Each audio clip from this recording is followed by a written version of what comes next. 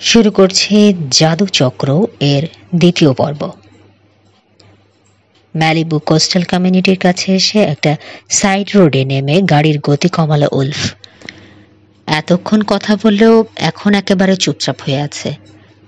পাহাড়ি পথ ধরে নীরবে গাড়ি চালালো আরও 5 মিনিট। তারপর ব্রেক কষল, মোড় নিয়ে নেমে পড়ল সরু একটা খোয়া বেছানো পথে। আরও পোয়াটক মাইল এগোনোর পর মরচে পড়া একটা লোহার গেটের সামনে এসে থামল। গেটের উপরে লেখা দেখে বোঝা গেল টুইন সার্কেল র্যাঞ্চে পৌঁছেছে ওরা।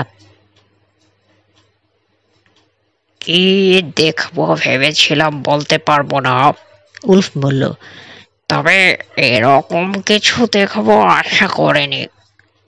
খুব সাধারণ মনে হচ্ছে, কিশোর বলল। মিস ম্যাকফির মতো একজন অভিনেত্রীর বাড়ি হওয়া উচিত ছিল প্রাসাদের মতো, কিংবা কোনো দুর্গ। যেহেতু তিনি একা থাকতে পছন্দ করেন, নিদেন পক্ষে বাড়ির চারপাশে 10 ফুট উঁচু দেয়াল তো থাকারই কথা, অথচ এখানে গেটের তালা পর্যন্ত নেই। নেমে গিয়ে পাল্লা খুলে দিল সে। গাড়ি চালিয়ে ভেতরে ঢুকলো উলফ। কিশোরকে আবার তুলে নিয়ে চলল লেবু বনের ভেতর দিয়ে চলে যাওয়া একটা পথ ধরে। একটা ব্যাপার অবাক লাগছে আমার, কিশোর বলল। মিস ম্যাকফি সব ফিল্ম বিক্রি করে দিয়েছেন, এ কথাটা কার্ল ডিফ বললেন না কেন আপনাকে? হ্যাঁ, একমত হলো উলফ। বইয়ের কাটতির ব্যাপারে এর বিরাট অবদান রয়েছে। পাণ্ডুলিপিটা আপনাদেরকে দেওয়ার কথা কে ঠিক করেছেন, ডিফ নাকি মিস ম্যাকফি? শিওর না। মাস দেড়েক আগে একদিন ডিফ জানালো মিস ম্যাকফি তার স্মৃতিকথা ছাপাতে চান। মহিলার সবকিছুই দেখাশোনা করে ম্যানেজার, কাজেই কার ইচ্ছেতে ছেপেছে কথাটা জিজ্ঞেস করার কথা মনে আসেনি একবারও। ভাবভঙ্গিতে যতটা দেখাক, আসলে ততটা বুদ্ধিমান কিনা সে তাও জানি না। ফিল্মগুলো বিক্রি করে দেয়া হয়েছে, এ কথাটা আমাকে জানানো উচিত ছিল তার। লেবু বনের ভেতর থেকে বেরোলো গাড়ি। সাদা রঙের একটা র্যাঞ্চ হাউস দেখা যাচ্ছে। বেশ বড় বাড়িটা, অসাধারণ কিছু নেই তার মধ্যে। সামনে লম্বা ছড়ানো বারান্দা, সিঁড়িতে দাঁড়িয়ে রয়েছেন লেমেল ডিফ। রোদ পড়ায় চোখ মুখ কুঁচকে রেখেছেন। উলফকে গাড়ি থেকে বেরোতে দেখে বললেন, গুড আফটারনুন। বনের ভেতরে থাকতেই আপনার গাড়ি ধুলো দেখেছি। কিশোরের দিকে তাকিয়ে জিজ্ঞেস করলেন, ওকে? আমার খালাতো ভাই কিশোর পাশা। মিথ্যে কথা বলল উলফ। কিশোরই শিখিয়ে দিয়েছে কথা বলতে। এটুকু বলতেই লাল হয়ে গেল মুখ। কাল নোভার প্রেসে ওকে দেখেছেন আপনি, কাজ শিখছে, সিনেমার ব্যাপারে খুব আগ্রহ, তাই তার উপর একটা কোর্স করছে। নিয়ে এসে বিরক্ত করলাম না তো? মিস ম্যাকফির বাড়িতে আসছি শুনেই লাফিয়ে উঠল। না না, ঠিক আছে, লেমিল বললেন। তবে আজ আপনাকে দেখে অবাকই হয়েছি। কাল আগুন লাগলো, আজকে আপনি চলে এলেন, নিশ্চয়ই আরো অনেক জরুরি কাজ পড়ে আছে আপনার। বাড়িতে থাকতে ভালো লাগলো না বলেই চলে এলাম, খালি দুশ্চিন্তা হচ্ছিল। আবারই কথা, মাথা ঝাঁকালেন ডিফ। ঘুরে সিঁড়ি বেয়ে বারান্দায় উঠে গেলেন। ঘরে না ঢুকে বারান্দায় পাতা চেয়ারে বসে পড়লেন। মেহমানদেরকেও বসতে ইশারা করলেন। বসলো উলফ। ভূমিকা করলো না, সরাসরি কাজের কথায় চলে এলো। মিস্টার ডিফ, আপনার চেকটা পেতে কিছুদিন দেরি হবে, কিছু অসুবিধা আছে। পাণ্ডুলিপিটা আমি পড়েছি, কিছু কিছু ব্যাপার আছে যেগুলো আইনগতভাবে বিপদে ফেলতে পারে। এই যেমন ধরুন, তিনি লিখেছেন হলিউডের একজন চিত্র পরিচালক জাদুকর ছিলেন। জানি তিনি মারা গেছেন, কিন্তু তার বংশধর কেউ থাকতে পারে, তারা কেস করে দিতে পারে। তাই আমি আমার উকিলের সঙ্গে পরামর্শ করব ভাবছি। আপনার কাছে এসেছি মিস ম্যাকফিকে বলে কিছু সাক্ষী প্রমাণের ব্যবস্থা যদি করে দেন, আর সেই সব লোকের ঠিকানাও দরকার। ঠিকানা দেয়া যাবে না, অনেক দিন আগের কথা এসব। এতদিন নিশ্চয়ই ঠিকানা রেখে দেননি মিস ম্যাকফি। তাহলে আপনি হয়তো বলতে পারবেন, অন্তত 2-4 জনের কথা তো পারবেনই, যাদের সঙ্গে কথা বলতে পারা যাবে। অস্বস্তি বোধ করছে উলফ। তার কপালের ঘাম দেখেই আন্দাজ করা যাচ্ছে পাণ্ডুলিপিটা তো পড়েছেন, আমার বিশ্বাস। না, বাধা দিলেন ডিফ। পড়িনি, কাল বিকেলে আমার হাতে ওটা দিয়েছেন মিস ম্যাকফি। না, কোনোভাবেই আপনাকে সাহায্য করতে পারছি না। ওইসব লোকের সঙ্গে আমার আন্তরিকতা ছিল না। তখন আমি ছিলাম সাধারণ এক শেফার, আর তারা ছিলেন বড় বড় মানুষ। তার সেক্রেটারিকে ধরলে কেমন হয়? এলিনা ফিউজ? অবাক হলেন ডিফ। বহু বছর ধরে এই এলাকা থেকেই বেরোয়নি সে। চুপ হয়ে গেল উলফ। তাকে সাহায্য করলো কিশোর। চারপাশে তাকিয়ে নিরীহ কণ্ঠে জিজ্ঞেস করলো, মিস ম্যাকফির সঙ্গে দেখা হবে না?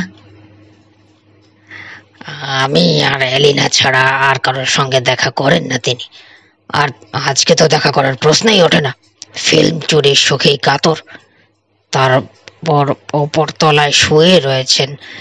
এলিনা রয়েছে তার কাছে। আর আর দয়া করে তোমরা যদি একটু আস্তে কথা বলো ভালো হয়।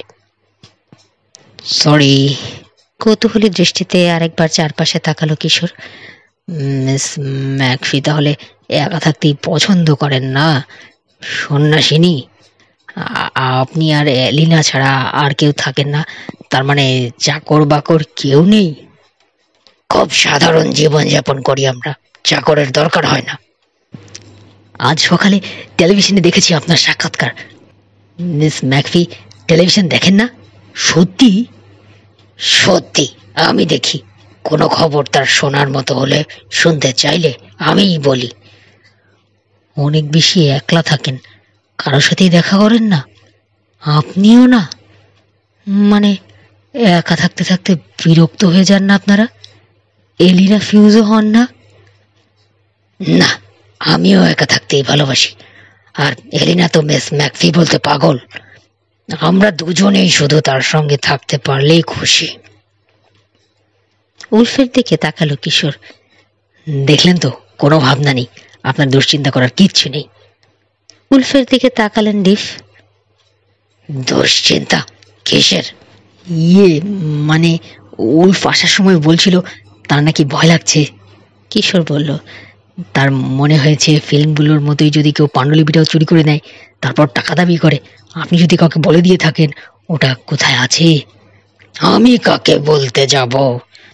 সে কথাই তো বলছি, আপনি কাকে বলবেন? ফোন টোন করে কাউকে যদি, কিংবা কেউ যদি আপনাকে ফোন করে। ডিরেক্টরিতে তোলা হয়নি এরকম একটা নম্বর ব্যবহার করি আমরা। লোকে ফোন করে না, বেশি দরকার না হলে আমরাও করি না। যখন আর কোনো উপায় থাকে না, শুধু তখন। তাই? স্কুলে গিয়ে বললে কেউ বিশ্বাস করবে না। উঠে দাঁড়ালো কিশোর। হাত ধোয়া যাবে? নিশ্চয়ই। একটা দরজা দেখালেন ডিফ।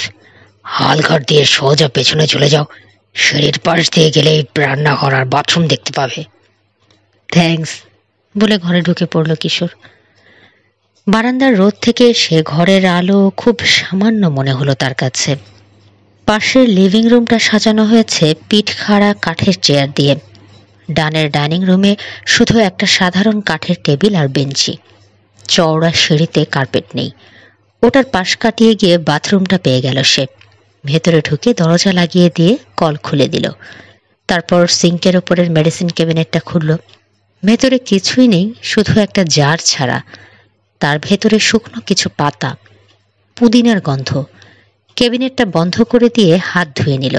হাত মুছল দেয়ালের হুকে ঝোলানো তোয়ালে দিয়ে। তোয়ালেটাও মনে হলো ঘরে বানানো। বাথরুম থেকে বেরিয়ে রান্নাঘরে উঁকি দিল কিশোর। পুরনো আমলের জিনিসপত্র দেখে চোখ মিটমিট করল। আদিম রেফ্রিজারেটরের মাথার উপরে কয়েলের তার বেরিয়ে রয়েছে। পুরনো গ্যাসের চুলাটার পাইলট লাইট পর্যন্ত নেই। সিঙ্কের উপরের টেপগুলো পিতলের, পুরনো হতে হতে ক্ষয় হয়ে গেছে।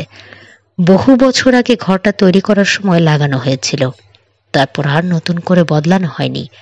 সিঙ্কের কাছে একটা কাউন্টারে সারি দিয়ে সাজিয়ে রাখা হয়েছে কাঁচের জার। লেবেলগুলো পড়ার জন্য কাছে এলো সে।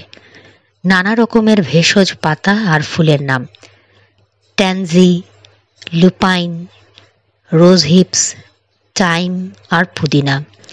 একটা জারের লেবেল অবাক করলো তাকে। ওটাতে রয়েছে মারাত্মক বিষাক্ত বিষ কাঁটালি। শাড়ির শেষ মাথার একটা বড় জারে রয়েছে অনেকগুলো দেশলাইয়ের কাঠি। কয়েকটা দেখল সে, বিভিন্ন রেস্টুরেন্ট থেকে জোগাড় করা হয়েছে। উঠল, ঝট করে ঘুরে তাকালো জানালার দিকে। একটা নড়াচড়া চোখে পড়েছে বলে মনে হয়েছে। বড় বড় কিছু ওকের জটলা হয়ে রয়েছে এক জায়গায়, সেই দিকে তাকিয়ে রয়েছে সে। অনেক বয়স হয়েছে গাছগুলোর, আঁকা বাঁকা কাণ্ড আর ডাল ছড়িয়ে রয়েছে। ডালগুলোকে দেখে মনে হয় বিকলাঙ্গ। কাঁটাওয়ালা সবুজ পাতা এত ঘন হয়ে জন্মেছে, আকাশ ঢেকে দিয়েছে।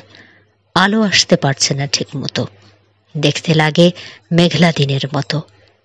মাঝখানে বেশ ফাঁক করে খেয়ে সারি দিয়ে লাগানো হয়েছিল ওকগুলো। ওই ফাঁকে দুজন মহিলা পাশাপাশি হাঁটছে, গাঢ় রঙের গাউন পরনে। কোমরের কাছটা বেশি আঁটো, তারপর থেকে ছড়িয়ে নেমে গেছে এত নিচে মাটি ছুঁয়ে যায় হাঁটার সময়। দুজনেরই লম্বা চুল মাথার পেছনে নিয়ে গিয়ে ঝুঁটি করে বেঁধেছে। পেছনে যেন তাদেরকেই তাক করে রয়েছে একটা কুকুর, ডোবারম্যান পিনশার। বাড়ির দিকে তাকালো একজন মহিলা। চমকে গেল কিশোর। আরে, এ তো থালিয়া ম্যাকফি।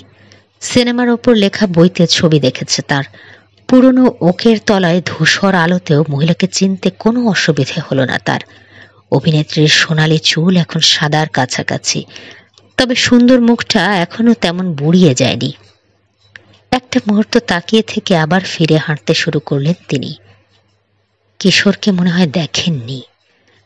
জানালার কাছে এগোলো কিশোর। ইস, রোদ যদি থাকতো একটু। এমনিতেই ওক গাছগুলো দেখলে কেমন গা শিরশির করে। সেই ওকের তলায় গাঢ় রঙের পুরনো ডিজাইনের গাউন পরা দুজন মহিলাকে দেখতে দেখতে গায়ে কাঁটা দিল তার। পেছনে পায়ের শব্দ হতে চমকে উঠল সে। হাত ধোয়া হয়েছে? লেমিল ডিফ জিজ্ঞেস করলেন। প্রথমে চমকে গেলেও মুহূর্তে সামলে নিল কিশোর। জানালার দিকে হাত তুলে বলল, দেখুন কি বিচ্ছিরি লাগছে, গাছগুলোকে অন্ধকার করে দিয়েছে নিচেটা। ও ওরকমই, এখানকার গুলো তো আরো বাজে। রাস্তার ধারে আরেকজন র্যাঞ্চার থাকতো, সে বলতো এখানকার ওকের জটলাগুলোতে নাকি ভূত আছে। দেখে কিন্তু সেরকমই লাগে। একসময় এখানে গোরস্থান ছিল, আগের পরিবারটা যখন থাকতো। গাছের নিচে এখনো কবর আছে। মিস ম্যাকফি জায়গাটা কেনার আগেই তারা চলে গেছে। এখানকার বন দেখলে এখনো গা ছমছম করে আমার। থেমে দম নিলেন লিফ, তারপর বললেন, তোর খালাতো ভাই তোমার জন্য বসে আছে, চলো।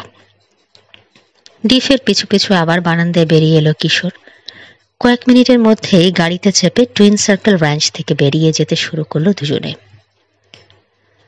লাভ হলো না কেশো, উলফ বলল। অযথা সময় নষ্ট করলাম। পাণ্ডুলিপিটা কে চুরি করেছে কিছুই বোঝা গেল না। তবে ভাবনার অনেক খোরাক পেয়েছি। মানে? একটা কথা মিথ্যা বলেছেন ডিফ। মিস ম্যাকফি দোতলায় নন, বাইরে আরেকজন মহিলার সঙ্গে, বোধহয় এলিনা ফিউজি হবে। ওই একটা যখন বলেছেন আরো মিথ্যা বলে থাকতে পারেন ম্যানেজার। রান্নাঘরে কিছু দেশলাই দেখলাম, বিভিন্ন রেস্টুরেন্ট থেকে আনা। বললেন বটে বেরোন না, আসলে বেশ ভালোই বেরোন টেরন। মিথ্যে বলবে কেন? থালিয়া ম্যাকফিকে বাঁচানোর জন্য। তিনি সাধারণ সন্ন্যাসী নন, বড় অদ্ভুত মহিলা। তিনি আর এলিনা কালো রঙের পুরনো ডিজাইনের গাউন পরেছেন, তীর্থযাত্রীদের মতো। আর রান্নাঘরে একটা জার দেখলাম, তাতে বিষ কাটালি ভরা।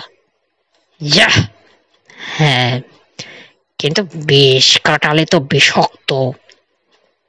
বিষাক্ত বলেই তো কাঁটালির আগে বিষ শব্দটা জুড়ে দেওয়া হয়েছে, জানা আছে আমার। থালিয়া ম্যাকফি আজব মানুষ। 30 বছরে খুব কমই বদলেছেন তিনি। দেখা মাত্র চিনেছি। আজব কেন বলছি জানেন? তার মতো একজন বয়স্কা মহিলা, যার রান্নাঘরে বিষ কাঁটালি থাকে, যিনি তীর্থযাত্রীদের মতো কালো গাউন পরেন, এই অবেলায় পুরনো ওকের নিচের কবরস্থানে হাঁটাহাঁটি করেন তাকে আর কি বলবো। লেভেল ডিফ বললেন, ভুতুড়ে বলে নাকি কুখ্যাতি আছে জায়গাটার, অন্তত লোকের নাকি তাই বিশ্বাস। আর দেখে যা মনে হলো আমার, ভুল বলে না লোকে, ওরকম জায়গায় ভূত দেখলে অবাক হব না আমিও। সাধারণ লোকের রান্নাঘরে তুমি বিষ কাঁটালি দেখতে পাবে না, জোর দিয়ে বলল কিশোর। মোবাইল হোমের ভেতরে 3 গোয়েন্দার হেডকোয়ার্টারে বসে রয়েছে সে। বিষ কাঁটালি অনেক ধরনের রয়েছে, কিছু কিছু ব্যবহার করা হয় বিষ বানাতে, আর কিছু হয় জাদুবিদ্যার কাজে, মানে হতো আর কি এক সময়। তোমার কথা শুনে তো আজবের চেয়েও আজব মনে হচ্ছে মহিলাকে। মুসা বলল। রান্নাঘরে বিষ কাটালি, বাড়ির পেছনে পুরনো কবরস্থান, আরে বাপরে।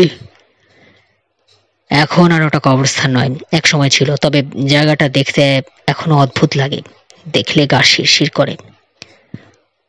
কবরস্থান, বিষাক্ত ভেষজ, নোটবুকে লিখে নিতে লাগলো রবিন। মিলছে, চমৎকারভাবে মিলে যাচ্ছে। নোটবুকের পাতা উল্টাতে লাগলো সে। পাণ্ডুলিপিতে জাদুবিদ্যার কথা লেখা আছে শুনে গিয়ে বই ঘাঁটাঘাঁটি করেছি আমি। ওয়েসলি থারগোডের পেন্টাকালটা নিশ্চয় খুব নাড়া দিয়েছে মহিলাকে, নইলে এত কষ্ট করে ওটার নকশা আঁকতে যেতেন না। ডাইনির কথা কিছু বলি। কয়েক ধরনের ডাইনি আছে। হ্যালোইনদের কথাই ধরা যাক। কুৎসিত চেহারার বুড়ি, গালে আঁচিল থাকবে, এরা লোককে হাসায়, ক্ষতিরতি করে না। তারপর রয়েছে শয়তানের পূজারীরা, এরা ক্ষতিকর, লোকের সর্বনাশ করে। ওদের গুরু হলো শয়তান, শয়তানি নাকি ওদের নানা কুকাজে সহায়তা করে। একটা বর্ণ বিশ্বাস করলাম না আমি। হাত নাড়ল মুসা। সব ছেলে বলানো গপ্প, যাই বলো তাড়াতাড়ি শেষ করো, এসব শুনতে একটু ভালো লাগছে না আমার।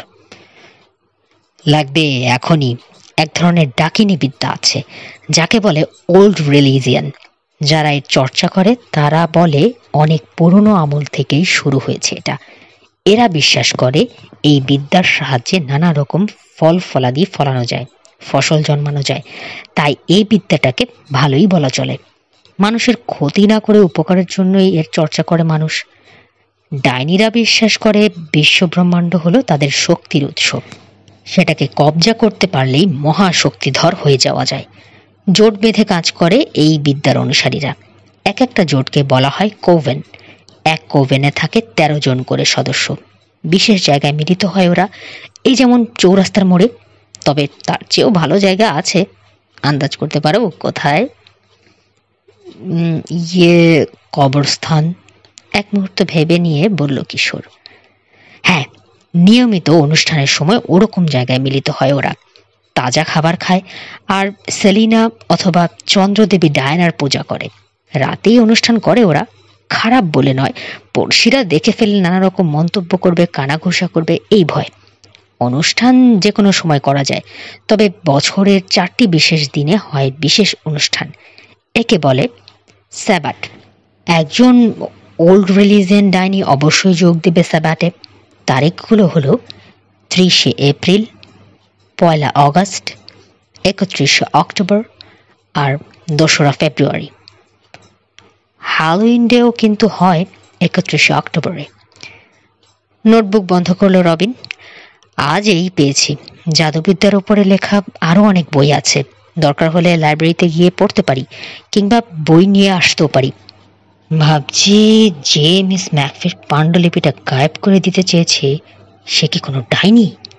ডাকিনী বিদ্যার চর্চা করে? সিনেমার কোনো লোক হতে পারে? হয় সে ওল্ড রিলিজিয়ানের সদস্য, ব্যাপারটা জানাজানি হতে দিতে চায় না, নয়তো সে স্যাটানিস্ট, শয়তানের পূজারী। কেঁপে উঠল মুসা। যদি ওল্ড রিলিজনের ভালো কোনো ডাইনিদের কাজ হয়ে থাকে সব, তাহলে আমি আছি, নইলে আমাকে বাদ রাখতে পারো। শয়তানের পূজারি কোনো মহাশয়তানের সঙ্গে গুঁতোগুতি করে মরতে পারবো না আমি গোয়েন্দাগিরি করতে গিয়ে। মাথা ঝাঁকালো কিশোর। হ্যাঁ, শয়তানের পূজারীগুলো মহাশয়তানি হয়, বিপজ্জনক। যাই হোক, রবিন তো ডাইনি নিয়ে গবেষণা করবে, বই ঘাঁটবে, ততক্ষণ আমরা দুজনে কি করব? থালিয়া ম্যাকফির ব্যাপারে পড়াশোনা করেছি আমি, মুসা বলল। আরও করতে পারি, মাইক্রোফিল্মগুলো ঘাঁটাঘাঁটি করতে পারি। পকেট থেকে কয়েকটা ভাঁজ করা কাগজ বের করলো সে। পেন্সিল দিয়ে নোট লিখে এনেছে, পড়তে শুরু করলো। 18 বছর বয়সে ইন্ডিয়ার ফোর্ট ওয়েইন থেকে 18 বছর বয়সে ইন্ডিয়ার ফোর্ট ওয়েইনি থেকে এদেশে এসেছেন থালিয়া ম্যাকফি। একটা সুন্দরী প্রতিযোগিতায় জিতে পুরস্কার হিসেবে বলিউডে আসার সুযোগ পান। ফিল্ম আর্ট স্টুডিওতে তিনি ঘোরার সময় ওয়েসলি থারগুডের চোখে পড়ে যান। 3 হপ্তাহ পর ফিল্ম আর্টের সঙ্গে যুক্তি হয়ে যায় তার। থারগুডের একটা ছবিতে মেরি কুইন অফ স্কটসের অভিনয় করার জন্যে চোখে পড়ে যাওয়ার সঙ্গে সঙ্গে তুলে নিয়ে গিয়ে কোনো মেয়েকে ছবিতে নায়িকার রোল দিয়ে ফেলা। সিনেমার ইতিহাসে এটা একটা রেকর্ড। মুখ তুলে তাকালো মুসা। যত জায়গায় পড়েছি সবাই একটা কথা নির্দ্বিধায় বলেছেন, মহিলা অসাধারণ সুন্দরী, এখনও সুন্দরী। কিশোর বলল, আজই দেখলাম। আরও কিছু জেনেছ? এই টুকিটাকি। তিনি খুব শান্তশিষ্ট, কোনো রকম স্ক্যান্ডাল নেই। অনেকগুলো ভালো ভালো ছবিতে কাজ করেছেন, বেশিরভাগই ঐতিহাসিক চরিত্র। এই যেমন ক্লিওপেট্রা, ক্যাথরিন দ্য গ্রেট। অনেক নামি দামি পুলিশের সঙ্গে পরিচয় হয়েছে তার, কিন্তু কাজ করা ছাড়া তাদের সঙ্গে আর কোনো সম্পর্ক ছিল না মিস ম্যাকফির। কোনো বন্ধুবান্ধব ছিল না। পুরোপুরি নিঃসঙ্গ মানুষ বলতে যা বোঝায়। কোনো অভিনেতাকে জড়িয়ে কোনো রোমান্টিকতার বদনাম ছিল না তার। বেশিরভাগ নায়িকাদেরই যেমন থাকে। তবে জিটার কার্লোসের সঙ্গে একটা ঘনিষ্ঠতা হয়ে যায়। কে তিনি? রবিন জিজ্ঞেস করলো। দি অ্যাসফোর্ডেল স্টোরি ছবির পরিচালক। ছবিটা শেষ হওয়ার পরপরই তিনি মারা যান। একটা অদ্ভুত ছবি, ডাইনিদের নিয়ে তৈরি।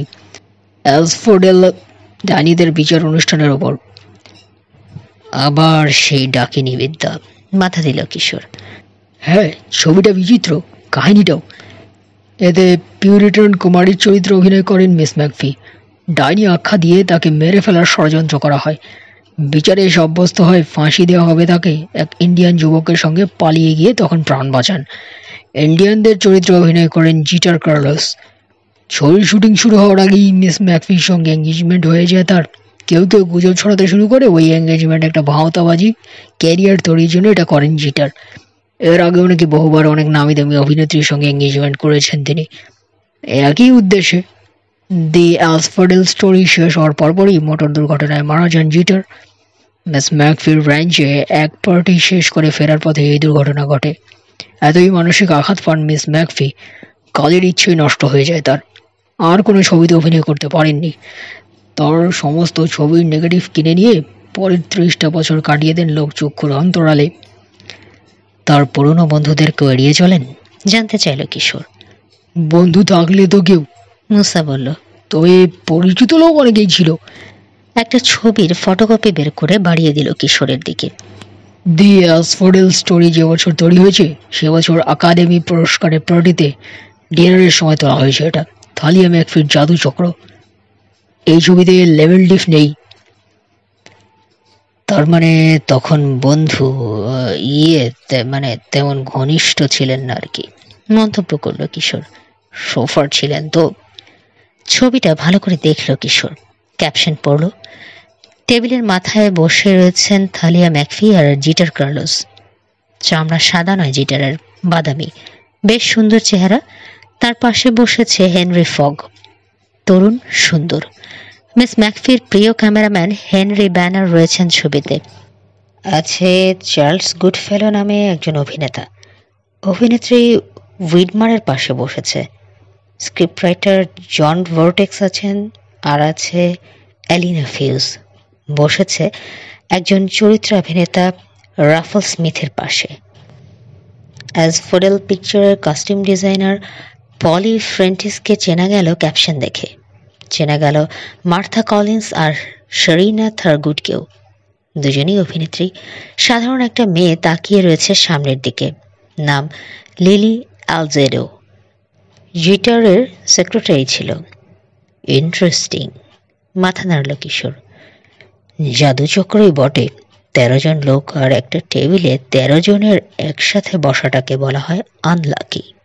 অবশ্যই যদি না ডাইনিদের অনুষ্ঠান হয়। 13 জনে এক কোভেন, নম্বর ঠিকই আছে। 2 সহকারীর দিকে তাকিয়ে দাঁত বের করে হাসল কিশোর। দারুণ সব তথ্য নিয়ে এসেছো তোমরা, বুঝলে? রবিন এনেছ স্যাবাটের তারিখ 1 আগস্ট, বছরের 4টে বিশেষ দিনের একটি। আজকে সেই তারিখ। মিস ম্যাকফি কি ডাইনি? এখনো অনুষ্ঠান করেন? করলে বর্তমানে কে কে আছে তার কোভেনে জানার একটাই উপায়, আজ রাতে ম্যালিবু হিলসে যেতে হবে। পাগল! চেঁচিয়ে উঠল মুসা। তাহলে কি যাবে না তুমি?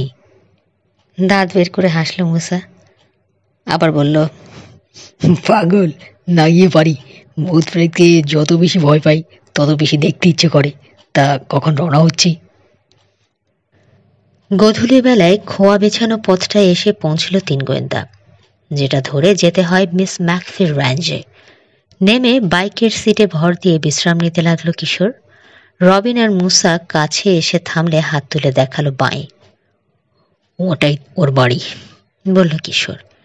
এই এলাকার ম্যাপ ভালো করে দেখে নিয়েছি আমি। অনেকগুলো জায়গা আছে এখানে যেখানে কোভেন মিলিত হতে পারে। এই যে এই চৌরাস্তাটার কথাই ধরো, তারপর রয়েছে রান্নাঘরের পেছনে ওকের জটলার নিচে সেই কবরস্থান। আর একটা জায়গা তার বাড়ি থেকে আধ মাইল উত্তরে, যেখানে দুটো পায়ে চলা পথ হাড়াহাড়ি ভাবে একটার ওপর দিয়ে আর একটা চলে গেছে। ছড়িয়ে পড়ে চোখ রাখতে হবে আমাদের, যাতে মিস ম্যাকফি বাড়ি থেকে বেরোতে গেলে চোখে পড়ে, অন্তত আমাদের নজর এড়িয়ে কোথাও যেন যেতে না পারে। সাইকেলের হ্যান্ডেলে ঝোলানো একটা ব্যাগ, সেটাতে হাত ঝুঁকিয়ে দিল কিশোর। বলল, একটা কুকুর দেখেছে মিস ম্যাকফির সাথে, কাজেই সাবধান থাকতে হবে আমাদের। বাড়ির বেশি কাছাকাছি যেতে পারবো না, যোগাযোগ রাখার জন্য ওয়াকিটকি নিয়ে এসেছি। 3টে ছোট যন্ত্র বের করলো সে, একটা দিল রবিনকে আর একটা মুসাকে, তৃতীয়টা নিজে রাখলো। ওকের জটলার পেছনে পাহাড়ের ওপর থেকে চোখ রাখবো আমি। রবিন, তুমি লুকাবে রাস্তা আর বাড়ির মাঝের লেবু বনটার ভেতরে, আর মুসা যাবে উত্তরে বাড়ির বাঁয়ে। একটা মাঠ আছে ওদিকে, লম্বা লম্বা ঘাস, তার মধ্যে লুকিয়ে থাকতে পারবি? মিস ম্যাকফি বাড়ি থেকে বেরোলে দেখতে পাবোই আমরা, যেদিকে যাক না কেন। মানুষ গাড়ি যাই আসুক খেয়াল রাখবে। স্যাবাট হলে কোথায় হয় ওটা ওদের যাওয়া দেখলে বুঝে ফেলবো। অন্য দুজনে বিনা প্রতিবাদে মেনে নিল তার নির্দেশ। আবার সাইকেলে চাপলো 3 জনে। চলে এলো র্যাঞ্চের গেটের কাছে। পথের পাশে লম্বা ঘাসের ভেতরে সাইকেল লুকিয়ে রেখে আলাদা হয়ে রওনা হয়ে গেল যার যার পথে। লেবু বনের ভেতরে হারিয়ে গেল রবিন। খোয়া পেছানো পথ ধরেই উত্তরে চলতে থাকলো মুসা। কিশোর চলল মাঠের মধ্য দিয়ে, কোনাকুনি, বাড়ি আর ওকের বনকে এক পাশে রেখে।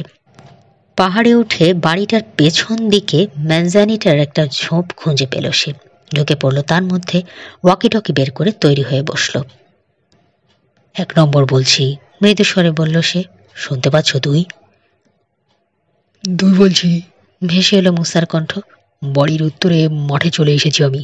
বাড়ির ভেতরে পেছন দিয়ে আলো দেখতে পাচ্ছি, লোক চলাফেরা করছে, তবে কি করছে বুঝতে পারছি না।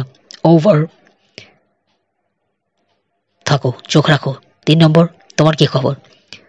লেবু বাগানের ভেতরে বসে বাড়ির সামনের দিকে নজর রেখেছি, রবিন জানালো। সামনেটা অন্ধকার। ওভার।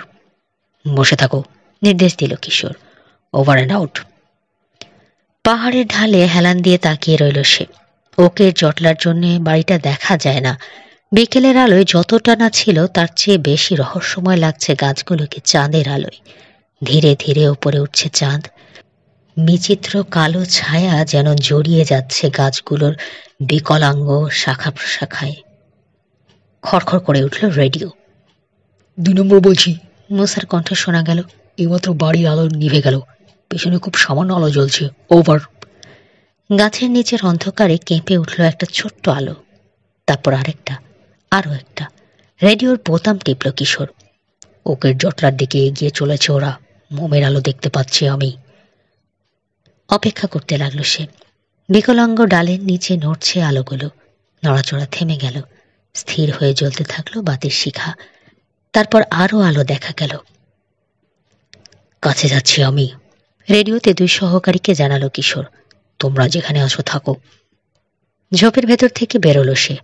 বসে পড়ে সমতল ঢাল বেয়ে পিছলে নেমে চলে এলো গোড়ায়। ঝোপের আড়ালে আড়ালে চলে এলো ওকের জটলার কাছে।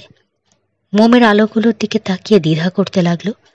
আলোর কাছে এসে দাঁড়ালো একটা নারী মূর্তি। সরাসরি তাকালো সামনের অন্ধকারের দিকে। থালিয়া ম্যাকফিকে চিনতে পারল ও। তার লম্বা চুল ছড়িয়ে পড়েছে কাঁধের ওপর। মাথায় জড়িয়েছেন ফুলের মালা। ধীরে ধীরে এগিয়ে আসতে লাগলেন মোমের চক্রের দিকে। মিস ম্যাকফির পেছনে আরেকটা নড়াচড়া দেখা গেল। অন্ধকার থেকে বেরিয়ে এলো আরেকটা মহিলা, হাতে একটা ট্রে, তাতে ফল বোঝাই। সেদিন বিকেলে ওই মহিলাকে দেখেছিল মিস ম্যাকফির সঙ্গে কিশোর জানে ও এলিনা ফিউজ। আলোক চক্রের ভেতরে ঢুকে কালো কাপড়ে ঢাকা একটা টেবিলে ট্রেটা নামিয়ে রাখল সে। অন্ধকার বন থেকে বেরিয়ে এলো আরেকটা মুখ, মোমের আলোয় চকচক করছে, লেমেল ডিফ। তিনিও একটা ফুলের মালা জড়িয়েছেন মাথায়। তার শরীরের কোনো অংশই তেমন চোখে পড়ছে না কালো আলখেল্লা পরে থাকায়। দুজন মহিলার শরীরও দেখা যায় না, অন্ধকারে মিশে রয়েছে যেন কালো পোশাকে ঢাকা দেহ, শুধু মুখ দেখা যায়। আমি চক্র আঁকি, ডিফ বললেন একঘেয়ে কণ্ঠে। নড়ে উঠল তার হাত। কালো আলখেল্লার পটভূমিতে ধপধপে সাদা, মোমের আলোয় ঝিক করে উঠল একটা ছুরির ফলা। ভুতুড়ে বনের ভেতর থেকে বেরিয়ে পিছিয়ে এলো কিশোর। ওই তিনজন যাতে শুনতে না পায় এরকম দূরত্বে এসে রেডিওর বোতাম টিপল। নিচু স্বরে বলল, রবিন, মুসা, আমি রয়েছি মাঠের ঠিক পেছনের জটলার মধ্যে। স্যাবাটের আয়োজন করছে ওরা। আমি আসছি, রবিন জবাব দিল। আমিও, বলল মুসা। কয়েক মিনিটের মধ্যে পৌঁছে গেল মুসা নিঃশব্দে। তারপর গাছের আড়াল থেকে এ পাশে এসে দাঁড়ালো রবিন। মোট 3 জন, কিশোর জানালো। কোনো ধরনের অনুষ্ঠানের জন্য তৈরি হচ্ছে ওরা। লেমেল লিফের কাছে একটা ছুরি আছে। বুঝতে পেরেছি, ছুরি দিয়ে কি করবে? রবিন বলল, আজ সকালে পড়েছি মাটিতে একটা চক্র আঁকবে। ডাইনিরা বিশ্বাস করে চক্র ওদের ক্ষমতা বাড়ায়। দেখি কি করে, কিশোর বলল। গাছের ভেতর দিয়ে নিঃশব্দে কিশোরকে অনুসরণ করলো রবিন আর মুসা। তিনজনেরই বুক কাঁপছে উত্তেজনায়। কি দেখতে পাবে, কতটা ভয়ঙ্কর হবে অনুষ্ঠান। দেখল মোমের চক্রের ভেতরে দাঁড়িয়ে রয়েছে 3 জন মানুষ। 3টে সাদা মুখ শুধু নজরে পড়ছে। একটা পাত্র মাথার ওপর তুলে ধরলেন মিস ম্যাকফি। চোখ বুজে বিড়বিড় করে মন্ত্রপাঠ আরম্ভ করলেন। দম বন্ধ করে তাকিয়ে রয়েছে ছেলেরা। তারপর হঠাৎ আতঙ্কে অস্ফুট শব্দ করে উঠল মুসা। অন্ধকার থেকে ছায়ার মতো নীরবে বেরিয়ে এসেছে একটা জানোয়ার। তার পাশে এসে দাঁড়ালো। একটা মুহূর্ত স্থির হয়ে রইল ওরা। ওটার গরম নিঃশ্বাস গায়ে লাগছে তার। চাপা গর্জন করে উঠল জানোয়ারটা। কি হলো? চেঁচিয়ে জিজ্ঞেস করলেন ডিফ। কে ওখানে? বরফের মতো জমে গেছে যেন ছেলেরা। চাপা গড়গড় করেই চলেছে জানোয়ারটা। মুখে হাত রেখে অন্ধকারের দিকে তাকিয়ে রয়েছে এলিনা ফিউজ। মিস ম্যাকফি নড়লেন না। শ্বেত পাথরের খোদাই মূর্তির মুখের মতো লাগছে তার মুখটা। কালো আলখেল্লার ভেতর থেকে টর্চ টেনে বের করলেন লেমেল ডিফ। তারপর এগিয়ে এসে আলো জ্বাললেন। কিশোর দেখল মুসার পাশে দাঁড়ানো জিপটা একটা কুকুর, সেই ডোবারম্যান পিনশারটা, যেটাকে বিকালে দেখেছিল। শত্রুকে আটকে রাখার ট্রেনিং দেয়া হয়েছে কুকুরটাকে, আক্রমণ করার নয়। সেজন্যই এতক্ষণেও মুসার কোনো ক্ষতি করেনি ওটা। এই, কি করছো এখানে? ধমক দিয়ে জিজ্ঞেস করলেন ডিফ। কিশোর লক্ষ্য করল ম্যানেজারের দৃষ্টি তার দিকে। দমে গেল সে। কি করে বিশ্বাস করাবে এলিনার হেসের খালাতো ভাই বিকেলে যে এত ভদ্র ছিল, সে এসেছে এখন তার আর 2 জন মহিলার উপর গুপ্তচরগিরি করতে? কে ডিফ? ডেকে জিজ্ঞেস করলেন মিস ম্যাকফি। কয়েকটা ছেলে, সম্ভবত ম্যালিবু থেকে এসেছে, জবাব দিলেন ডিফ। শেরিফকে ডেকে ধরিয়ে দেয়া দরকার। পাগল হয়ে উঠল কিশোরের হৃৎপিণ্ড। তাহলে কি লেমেল ডিফ তাকে চিনতে পারেননি? এই মিস্টার, বেয়ারা ছেলের মতো বলল সে, কুত্তাটাকে ধাওয়ান। এত গড় গড় করে কেন? টিগু, চুপ করো। চুপ হয়ে গেল কুকুরটা। বলো এখন এখানে কি করছো? আবার জিজ্ঞেস করলেন ডিফ। সরকারি জায়গা নয় এটা, জানো না? অন্ধকারে বুঝতে পারিনি। পাহাড়ে ঘোরাঘুরি করছিলাম, পথ হারিয়ে এদিকে চলে এসেছি। এখন আর পথ পাচ্ছি না। লেমেল, অধৈর্য হয়ে উঠলেন মিস ম্যাকফি। ছেলেগুলোকে ছেড়ে দিয়ে এসো এখানে, সারা রাত তো বসে থাকা যাবে না। দ্বিধায় পড়ে গেলেন ডিফ। কি করবেন ঠিক করতে পারছেন না। তার দিকে এক পা এগোলো কিশোর, তারপর আরেকটু এগিয়ে মিস ম্যাকফিকে বলল, আমরা সত্যি খুব দুঃখিত, বিশ্বাস করুন, আপনাদেরকে বিরক্ত করতে চাইনি। বলতে বলতে একেবারে কাছে চলে এসেছে সে। সর্বনাশ করেছে, চেঁচিয়ে উঠল এলিনা, চক্রকে অপবিত্র করে দিচ্ছে। এগিয়েই চলেছে কিশোর, একেবারে টেবিলের কাছে চলে এলো, যেখানে দাঁড়িয়ে রয়েছেন দুই মহিলা। বারবার মাফ চাইছে, হাত চলে গেছে বেল্টের কাছে, ওয়াকিটকি অ্যান্টেনা খুলছে। আরেক হাতে রয়েছে রেডিওটা, পেছনে হাত নিয়ে গিয়ে মহিলাদের চোখের আড়াল করে রেখেছে। সেও টেবিলের কাছে পৌঁছল, অ্যান্টেনাটা খুলে চলে এলো হাতে, তারপর ইচ্ছে করে হোঁচট খেলো, লম্বা হয়ে পড়ে গেল মাটিতে। মাথা আর হাত আর একটু হলেই টেবিলের নিচে চলে যেত। লেমিল, চিৎকার করে উঠলেন মিস ম্যাকফি। পলকের জন্য কিশোরের একটা হাত চলে গেল টেবিলের কালো কাপড়ের তলায়, তারপর হাতের উপর ভর দিয়ে উঠে বসলো। সরি, আমি একটা বিশ্বাস করুন, আপনাদেরকে বিরক্ত করার কোনো ইচ্ছেই আমার নেই। পথটা কোন দিকে যদি বলতেন। উঠে দাঁড়ালো সে। লেমিল, মিস ম্যাকফি বললেন, ছেলেগুলোকে রাস্তা দেখিয়ে দিয়ে এসো। থ্যাংক ইউ, মহিলাকে বলল কিশোর। বনের ভেতর থেকে তিন গোয়েন্দাকে পথ দেখিয়ে বের করে আনলেন ডিফ। মাঠের দিকে হাত তুলে দেখালেন। ভালো করে চেনে ছেলেরা, তার উপরেই রয়েছে খোয়া বিছানো পথ, এবং সেটা ধরে গেলে কোস্ট হাইওয়ে। ওই যে ওই দিকে, ডিফ বললেন। সোজা এগো, পথ পেয়ে যাবে। কিছু দূর এগিয়ে ডানে মোড়। খবরদার আর এদিকে আসবে না। না, আসবো না, থ্যাঙ্কস, মুসা বলল। লম্বা ঘাসের মধ্য দিয়ে এগিয়ে চলল তিন গোয়েন্দা, চাঁদের আলোয় আলোকিত। পেছনে দাঁড়িয়ে ওদের দিকে তাকিয়ে রইলেন ডিফ। আমরা সরে না গেলে ও যাবে না, রবিন বলল। তাকে দোষও দিতে পারি না, বলল কিশোর। ওরকম গোপন অনুষ্ঠান তুমি যদি করতে, অচেনা কাউকে ঢুকতে দিতে? আমি শুধু আল্লাহ আল্লাহ করছি ও যেন টেবিলের নিচে উকি না দেয়, বাকি টকেটা দেখে না ফেলে। ও এই কারণ, প্রায় চেঁচিয়ে উঠল মুসা। এই জন্যই বলা নেই কওয়া নেই, শুকনোর মধ্যে দাঁড়াম।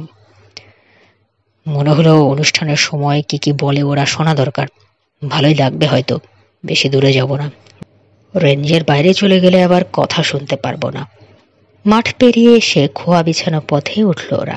ফিরে তাকালো রবিন। লেমিল ডিফ চলে গেছেন। নেই, চলে গেছে।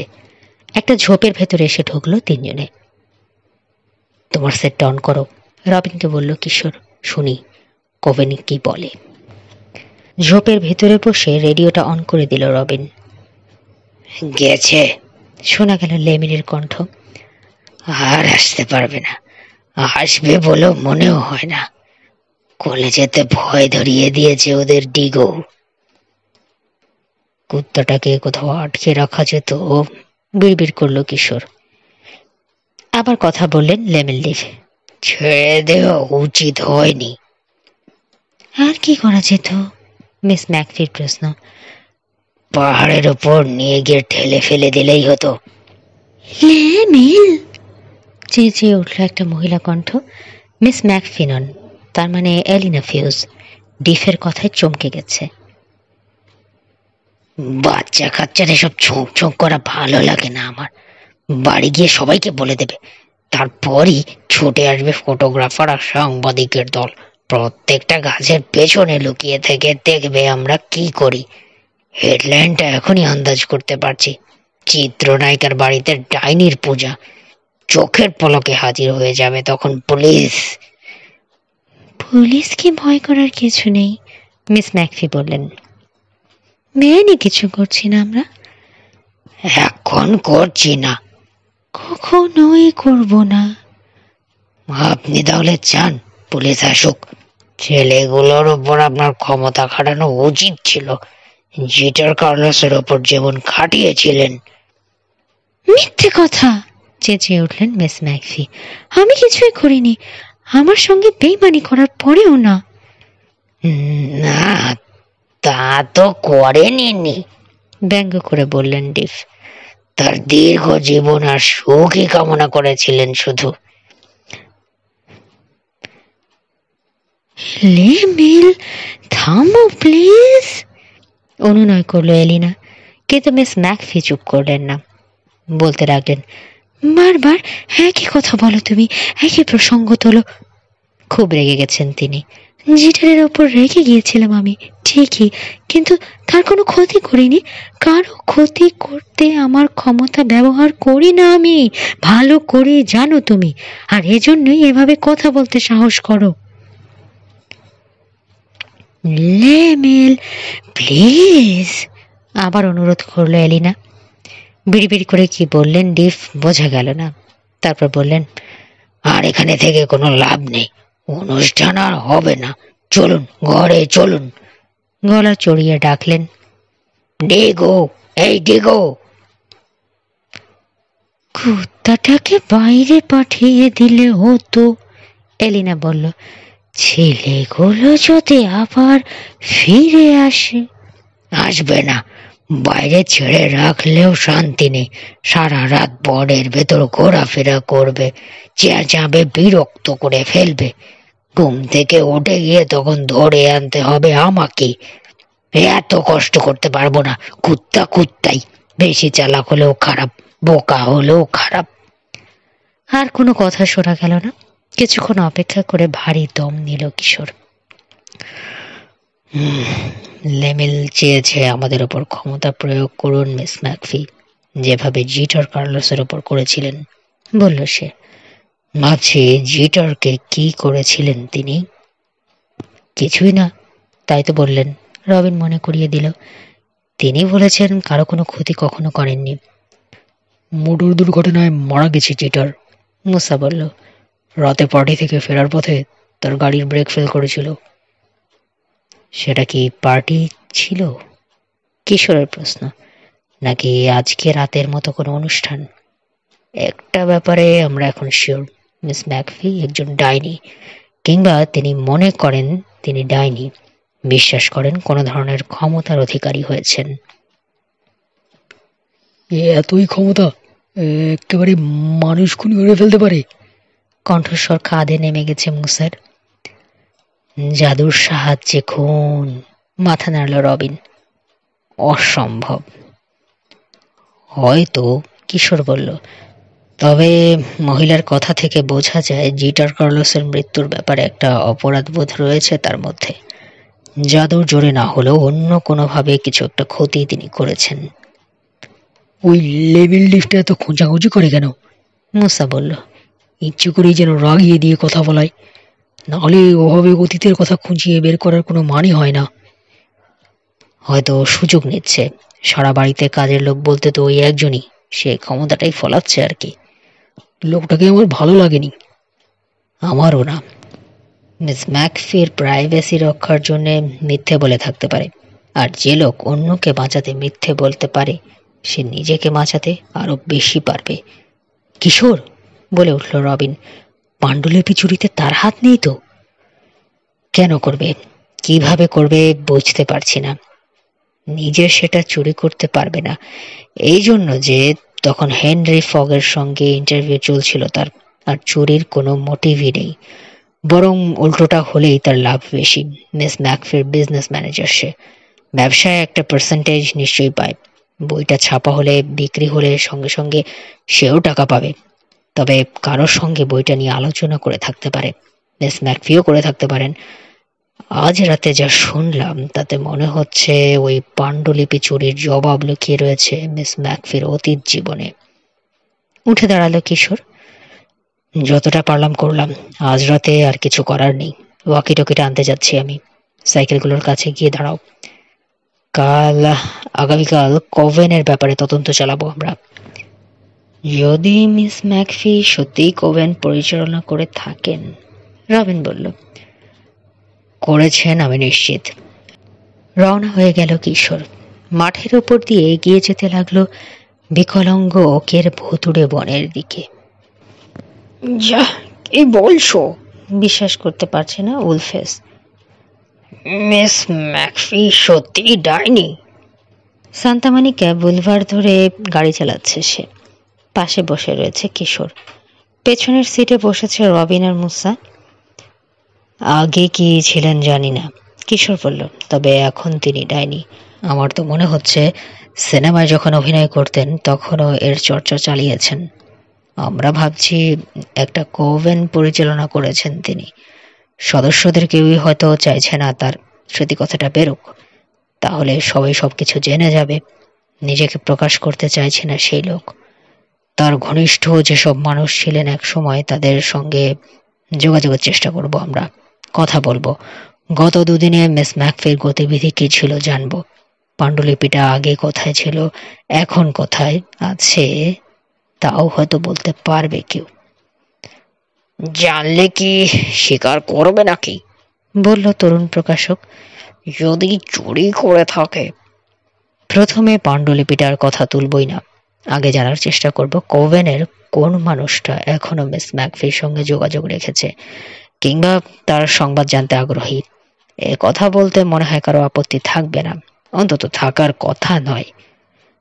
উত্তরে মোড় নিয়ে লাব্রিয়া অ্যাভিনিউ ধরে হলিউডে চলল উলফ। শুরুতে তাহলে হেনরি ফগের সাথেই কথা বলতে চাও?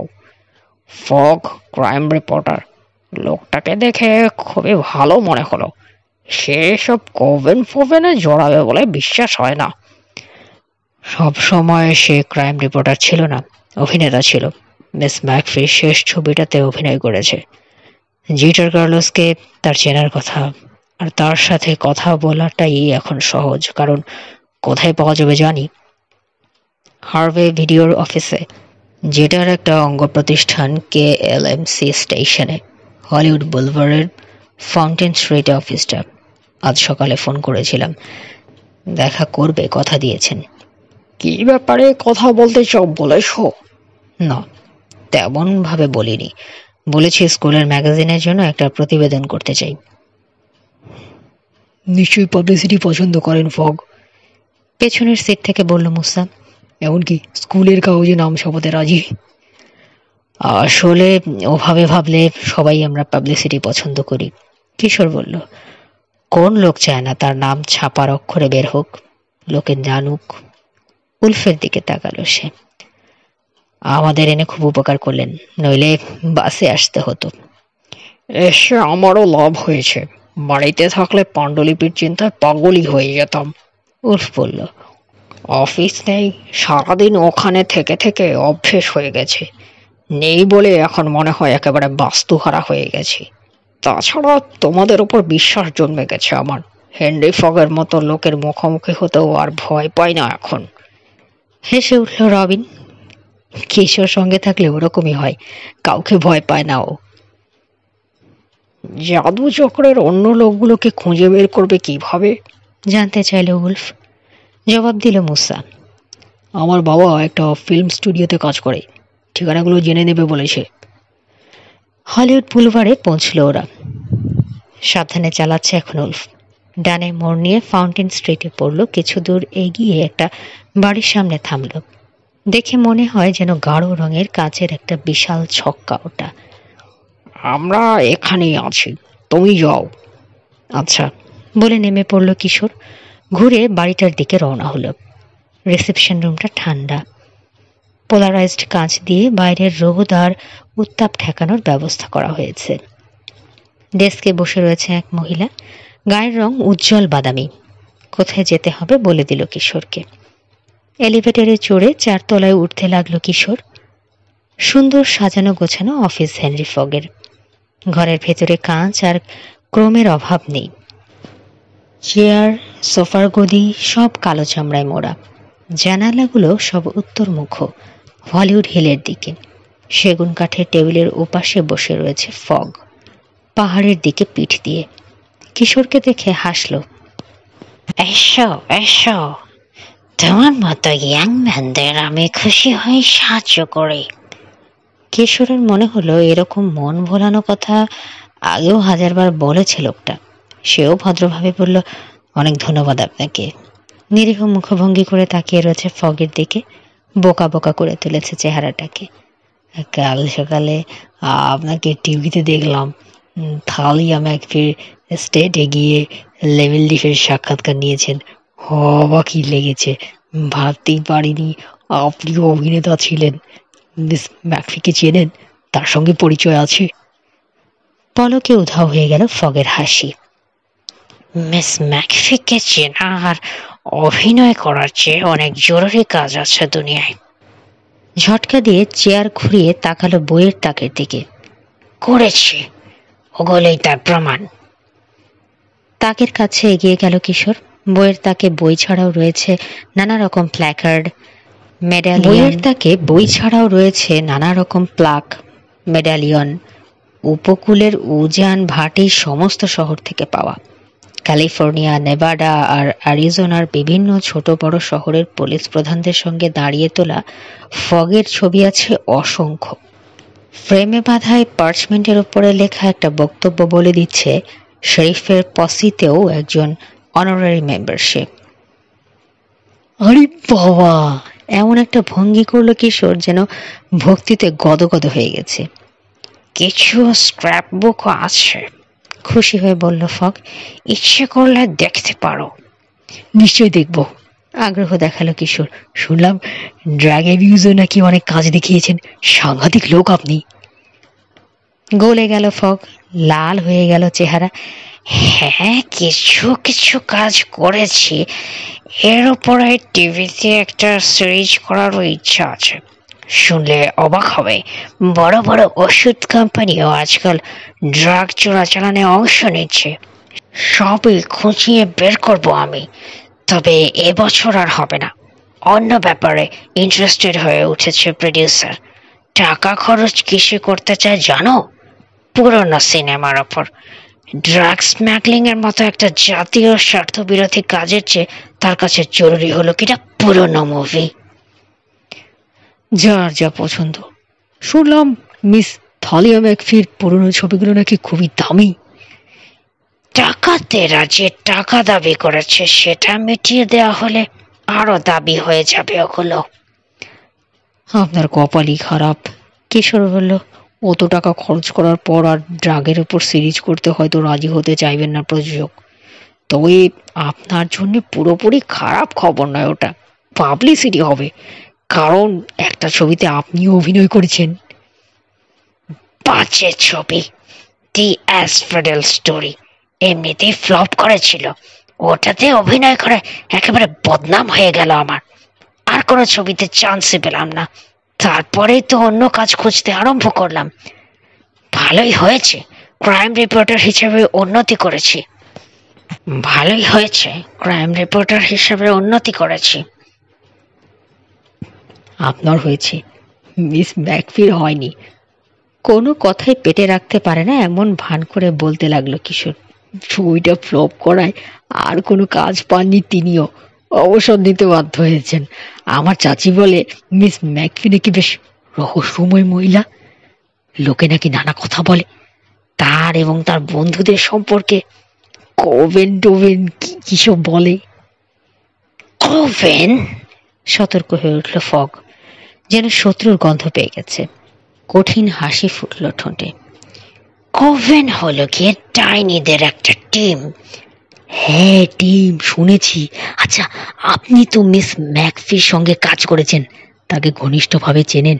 সত্যি কি কোভেন ছিলেন? মোটেও না।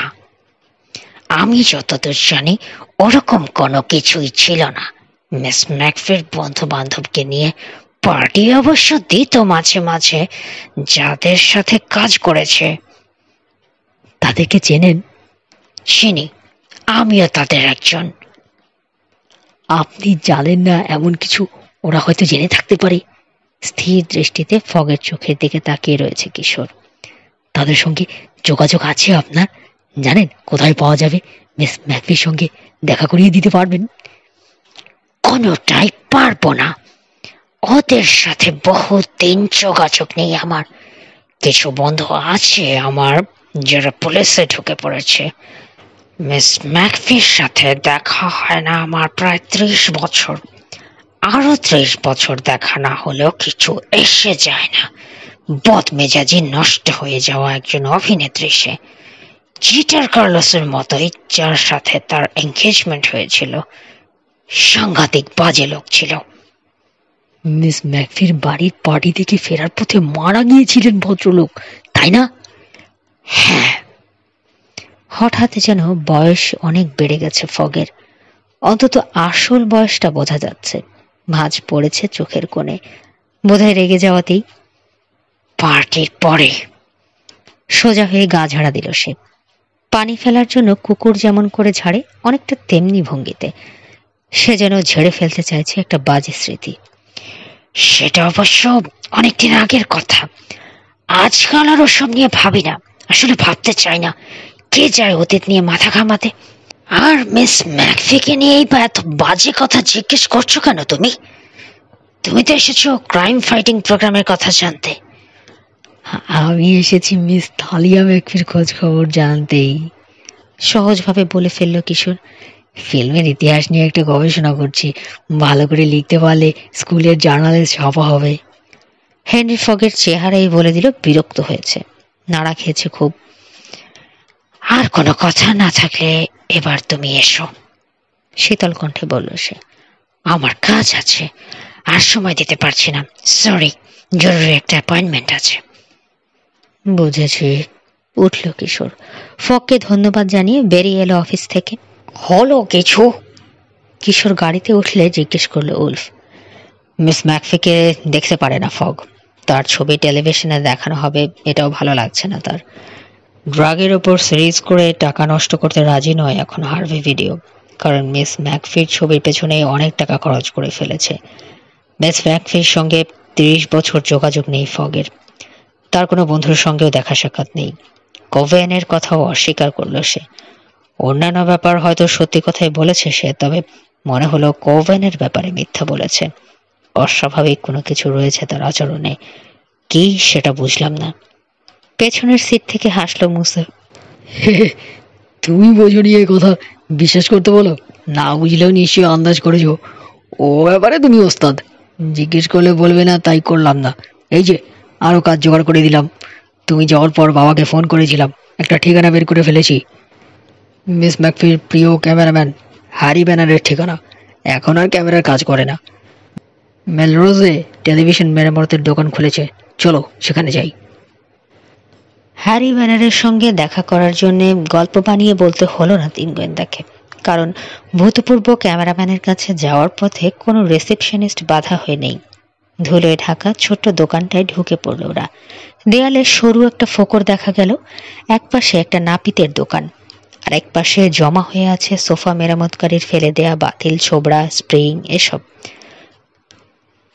ফোকরের ওপাশে খোড়লে বসা লোকটার কাছে গিয়ে জিজ্ঞেস করলো, আপনি মিস্টার ব্যানার না? মিস ম্যাকফির প্রিয় ক্যামেরাম্যান। হালকা পাতলা মানুষ ব্যানার, চামড়ায় কেমন হলুদ আভা, ঠোঁটে সিগারেট, ধোঁয়ায় অন্ধকার হয়ে আছে বদ্ধ ঘরটা। তার ভেতর দিয়ে চোখ সরু করে তাকালো লোকটা। তোমরা নিশ্চয় পুরনো ছবির ভক্ত। অনেকটা তাই। হেসে একটা কাউন্টারে হেলান দিয়ে দাঁড়ালেন ক্যামেরাম্যান। মিস ম্যাকফির সঙ্গে আমি কাজ করেছি তার প্রতিটি ছবিতেই। সাংঘাতিক অভিনয় করত, হিংসে করার মতো। সিগারেটটা মেঝেতে ফেলে জুতো দিয়ে পিষে ফেলল ব্যানার।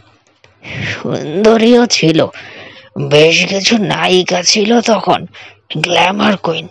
ক্যামেরায় তাদের ছবি তোলার সময় লাইটিংটা এমন ভাবে করতে হতো যাতে প্রতিটি শটই ভালো হয়, নইলে খারাপ হয়ে যাওয়ার ভয় ছিল। করতে করতে তৃপ্তি বিরক্ত হয়েই কিন্তু ও কাজ ছেড়ে এসেছি। এত কষ্ট করতাম, তারপরও অভিযোগ লেগেই থাকতো। আমাকে ঠিক ক্লিওপেট্রার মতো লাগছে না, নীলের রানীর মতো লাগছে না, কিন্তু থালি আর ছবি তুলতে ওসব কোনো ঝামেলাই ছিল না। যেভাবেই তুলতাম সুন্দর, আসলে সত্যিকারের সুন্দরী ছিল সে, তাই তার ছবি তুলতেও ভালো লাগতো। তার সঙ্গে কাজ করতে কেমন লাগতো? কাজের নিজস্ব ধরন ছিল তার, অন্যের কথা খুব একটা শুনতে চাইতো না। প্রতিষ্ঠিত হয়ে যাবার পর কিসব উদ্ভট ভাবনা ঢুকলো মাথায়, সেই জন্যই তো ডাইনি নিয়ে তৈরি ওই ভয়াবহ বিচ্ছিরি ছবিটা অভিনয় করতে গেল। The Asphodel story? হ্যাঁ, জিটার কার্লোসের ধারণা ছিল ছবিটা খুব ব্যবসা সফল হবে। দুর্দান্ত ছবি। থালিয়া তখন জিটার বলতে অজ্ঞান, তাই কোনো কিছু বাজ বিচার না করেই ছবিতে অভিনয় করতে রাজি হয়ে গেল। আমরা সবাই চিন্তিত হয়ে পড়েছিলাম তার ক্যারিয়ারের কথা ভেবে, নষ্ট না করে ফেলে। তাই তো করেছিলেন, মুসা বলল। জিটার কার্লোসই সর্বনাশ করে দিয়ে গেছেন তার, তাই না? ভদ্রলোক মারা গেলে এত ভেঙে পড়লেন মিস ম্যাকফি যে আর অভিনয়ই করতে পারলেন না। এ ব্যাপারে অবশ্য নিজেকেই দোষ দেয় থালিয়া। গাড়িতে চড়ার আগে জিটারের সঙ্গে ঝগড়া করেছিল সে, বাজে কথা বলে গালাগাল করেছিল। তবে এর জন্য তাকে দোষ দেয়া যায় না। এঙ্গেজমেন্ট হওয়ার পরে আরেকজন নায়িকার সঙ্গে মাখামাখি শুরু করেছিল জিটার। মেয়েটার নাম জুন উইডমার। এতে জেলাস হয়ে ওঠে থালিয়া। তোমরা ওর নামে ফ্যান ক্লাব করো কিংবা পত্রিকায় লেখো, যাই করো, এই অংশটা ভুলে যেও দয়া করে। পুরনো কলঙ্ক খুঁচিয়ে বের করে দুর্গন্ধ ছড়ানোর কোনো মানে নেই। আজকাল কি আর মিস ম্যাকফির সঙ্গে দেখা হয় আপনার? জিজ্ঞেস করলো কিশোর। কথাটা তো হয় না, কেউ তার সঙ্গে দেখা করতে চায় না। তার সাথে কারো যোগাযোগ নেই। লাইব্রেরিতে পাওয়া ছবিটা বের করে দেখালো রবিন। ফটোকপি করে এনেছে। এখানে আছে নিশ্চয়ই জুন উইডমার। মিস ম্যাকফির খুব ঘনিষ্ঠ ছিল, নইলে ডিনার পার্টিতে দাওয়াত পেত না। ও, এটা? রবিনের হাত থেকে ছবিটা নিয়ে দেখল ব্যানার। এটা জাদু চক্র। সবাই ছিলাম এতে, পুরো 13 জন। ডিনার টেবিলে 13 জন কেমন অদ্ভুত না? কিশোর বলল। আনলাকি 13। হাসলো ব্যানার। না, আনলাকি নয়, যদি তারা জাদুকর হয়। প্রায় চিৎকার করে উঠল রবিন।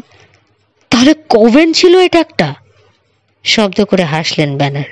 শিওর, কেন থাকবে না? থালিয়া ছিল ডাইনি। অন্তত ভাবতো সে ডাইনি। ডাইনি শব্দটা অবশ্য খারাপ লাগতো তার, সেজন্য বলতো ওল্ড রিলিজিয়ানের অনুসারী। মাঝে মাঝে বলতো জাদু করি। ঝাড়ুর ডান্ডায় বসে উড়াল দেয়া কিংবা শয়তানের কাছে আত্মা বিক্রি করে দেওয়ার মতো ব্যাপার নয় এটা। তবে সে ভাবতো কোনো ধরনের অলৌকিক ক্ষমতার অধিকারী হয়েছে। তার কথা মতো কাজ করে যেতাম আমরা। সে ছিল নায়িকা, তার কথা শুনতে বাধ্য হতাম আমরা। কাজ টিকিয়ে রাখার জন্যে কোভেনের সদস্য হলাম। জুন উইডমার, মার্থা কলিন্স, পলি ফ্রেন্টিস, এমনকি বেচারা হেলিনা ফিউজও হয়ে গেল ডাইনি। আর হেনরি ফগ? জিজ্ঞেস করলো কিশোর। সেও এখন এটা জানাজানি হওয়ার অবশ্য পছন্দ করবে না সে। টেলিভিশনে বেশ সুনাম কামিয়েছে, তবে একসময় জাদুকর ছিল ও। কিশোর হাসলো। কোভেনের অন্যান্য লোকের সঙ্গে যোগাযোগ আছে আপনার? কয়েকজনের সাথে আছে। আজকাল শুধু পুলিশের সাথে বন্ধুত্ব ফগের, তাই পুরনো বন্ধুরা কেউ তার কাছে যায় না। বেচারা জুন, থালিয়া আর জিটারের মাঝে গন্ডগোলের সে হতা। আর দিনকাল ভালো যাচ্ছে না। প্রতিভা ছিল না, কাজেই সুবিধে করতে পারেনি। এখন তো বুড়িয়ে গিয়ে দেখতে একেবারে দাদি হয়ে গেছে আমার। হলিউডে একটা কম দামি মোটেল চালাচ্ছে। মানুষ হিসেবে খারাপ না। তার সঙ্গে কথা বলতে গেলে বলবে? ও বলবে, লোকে তাকে দাম দিলে খুব খুশি হয়। এই, তোমরা আসলে কাজটা কি করছো? Fan magazine? সিনেমার ইতিহাসে আগ্রহী আমি। স্কুলের জন্যে। ও, রবিনের দেয়া ছবিটা হাতেই রয়েছে। আরেকবার দেখলো ব্যানার। জুন হুইটমারের ঠিকানা দিচ্ছি, রাফেল স্মিথের ফোন নাম্বারও আছে আমার কাছে।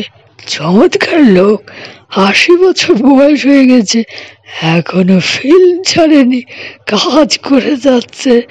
তাকে ফোন করলে আমার কথা বলো। আর বাকিরা? জিজ্ঞেস করলো রবিন। জিটার কার্লোস মারা গেছে, এলিনার সাথে কিভাবে কথা বলবে বুঝতে পারছি না। থালিয়ার সাথে থাকে সে, কারো সাথে দেখা করে না ওরা। স্ক্রিপ্ট রাইটার জন ভর্টেক্স মারা গেছে বছর কয়েক আগে হার্ট অ্যাটাকে।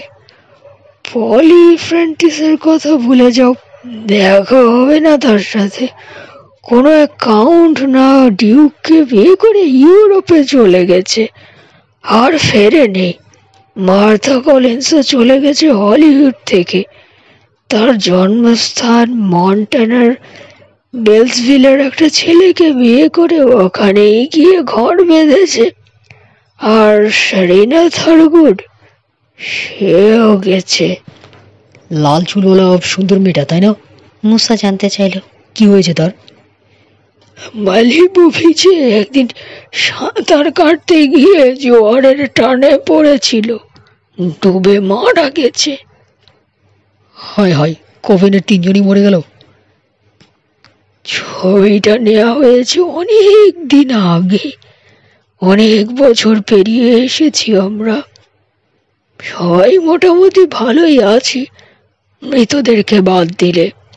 ও, জিটার কার্লোসের সেক্রেটারি লিলি অ্যালজেডো বেঁচে আছে। সেঞ্চুরি সিটিতে এক ব্রোকারের অফিসে চাকরি করে, দেখা হয় প্রায়, ডিনারে নিয়ে যাই। ছবিটা হাতে নিয়ে দেখল কিশোর। একটা লোককে দেখল যার নাম চার্লস গুডফেলো। খুবই পাতলা শরীর, কালো চুল ঝুলে পড়েছে ঘাড়ের ওপর। পরিচিতই লাগছে। এখনো কি সিনেমায় কাজ করে? ভ্রুকুটি করলো ব্যানার। গুডফেলো, ওর কথা ভুলেই গিয়েছিলাম। সিনেমায় চরিত্র অভিনেতা ছিল, এই যেমন ট্যাক্সি ড্রাইভার, দারোয়ান, এসব। পুরনো সিনেমা খুব বেশি দেখে থাকলে তাকে না দেখার কথা নয়। ওর কি হয়েছে বলতে পারবো না। এই একটি মানুষের সঙ্গে যোগাযোগ একেবারে বিচ্ছিন্ন হয়ে গেছে আমার। আর ও এমনই এক মানুষ যাকে সহজেই ভুলে যাবে লোকে। আমার শুধু মনে আছে ও আমেরিকান। ছোটবেলাটা ওর হল্যান্ডে কেটেছে মা বাবার সঙ্গে। আজব লোক, কথায় কথায় রেগে যেত। এক স্যাবাটে একই কাপ থেকে পানি আর মধু খেতে বলায় তোর মাথায় খারাপ হয়ে গিয়েছিল, বাধ্য হয়ে মুখে নিত, কিন্তু একটু পরে উঠে গিয়ে মুখ থেকে ফেলে দিয়ে আসতো। হেসে উঠল ছেলেরা। আপনি কিন্তু ডাইনি কোভেনের মতো একটা ভয়ানক ব্যাপারকে হাস্যকর করে দিচ্ছেন। হাসতে হাসতে বলল কিশোর। ভয়ানক না যাই, সব ছেলে মানুষই। জিটার মারা যাওয়ার পর অবশ্য কেউ কেউ কেউ ভয় পেয়ে যায়, বিশ্বাস করতে আরম্ভ করে যে এর মধ্যে কিছু আছে। মিস ম্যাকফি কি জিটারকে অভিশাপ দিয়েছিলেন? ফোঁস করে নিঃশ্বাস ফেললেন ব্যানার। বলা হয়তো ঠিক হবে না, তা দিয়েছিল ওই আর কি। রেগে গেল লোকে যেমন সাপ সাপন্ত করে। থালিয়া বলেছিল রাস্তায় পড়ে মরুক জিটার। এটা একটা কথার কথা, সিরিয়াস ভাববার কোনো কারণ নেই। সে কথাটা বলার পরই গাড়িতে চড়ে জিটার, চলে যায়। পথে ব্রেক ফেল করে গাছের সঙ্গে ধাক্কা খায় গাড়ি। তখনকার দিনে গাড়িতে সিট বেল্ট থাকতো না, উড়ে গিয়ে বাইরে পড়ে জিটার। আমরা তাকে পেয়েছি গাছের একটা দোডালার ফাঁকে। মাথা একদিকে, পা একদিকে করে ঝুলেছিল, ঘাড় ভেঙে গিয়েছিল। খাইছে, বলে উঠল মুসা। তারপরে কোবেন ভেঙে গেল, নির্বাসিত জীবন বেছে নিল থালিয়া। সেই আমাদের শেষ দেখা। কারো সঙ্গে এখন আর দেখা করে না ও। ম্যানেজারের ব্যাপারটা কি বলুন তো? এককালে তো তার শোফার ছিল লোকটা। কিশোর জানতে চাইল। তাকে ভালো মতোই চিনি না আমি, বলে কাউন্টার থেকে একটা প্যাড তুলে নিল ব্যানার। তাতে জুন আর লিলির ঠিকানা, রাফেল স্মিথের ফোন নম্বর লিখে পাতাটা ছেড়ে নিয়ে বাড়িয়ে দিল। তাকে ধন্যবাদ জানিয়ে বেরিয়ে এলো ছেলেরা। তখনও কাউন্টারে হেলান দিয়ে দাঁড়িয়ে ওদের দিকে তাকিয়ে রইল ব্যানার, চোখে কেমন শূন্য দৃষ্টি। ভালো লোক, বাইরে বেরিয়ে বলল মুসা। কথা বলতে ভালোবাসি। তা ঠিক, কিশোর বলল। তবে আমার মনে হয় তার কিছু পুরনো বাজে স্মৃতিতে নাড়া দিয়ে এলাম। জিটারের কথা বলার সময় কিরকম চোখ মুখ হয়ে গিয়েছিল লক্ষ্য করেছ? যেন চোখের সামনে ভেসে উঠেছে লাশটা। ডালের এক পাশে মাথা আর এক পাশে পা ঝুলে রয়েছে, ঘাড় ভাঙা। এখানেই শেষ হচ্ছে জাদুচক্র এর দ্বিতীয় পর্ব। পরবর্তী পর্ব শুনতে এবং নতুন নতুন আরো অনেক গল্প শুনতে সাথে থাকুন গল্প বাই ঘাসফড়িং এর।